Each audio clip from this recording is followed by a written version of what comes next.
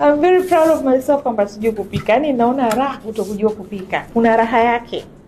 Kwa sababu kwanza kunapoteza muda. Haki ya Mungu kunapoteza muda.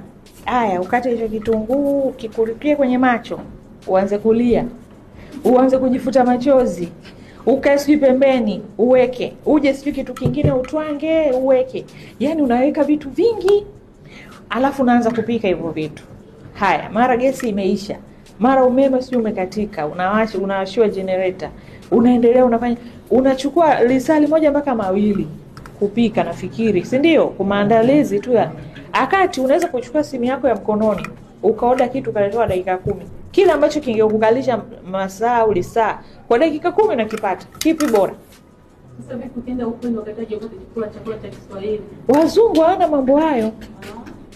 We wazungu. Kwanza umeona chakula chao wanachokula, mikate sijui imewekwa nyanya.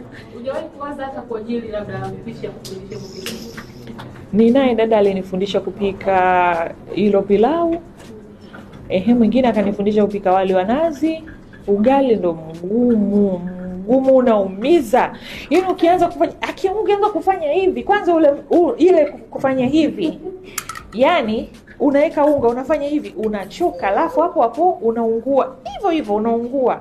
Unaweza sijui unaweka nini? Alafu ule moshi wake unakupiga kwenye uso. Unajua moshi wake unakupiga usoni. Yaani unaungua kwenye uso, unaanza kutoka alama nyekundu. Unatoka hapo umalize, uchukue sijui uweke hivi, urushe, sijui uweke kwenye poti. Mambo haya mimi ya kiukweli sipendi. I don't like it.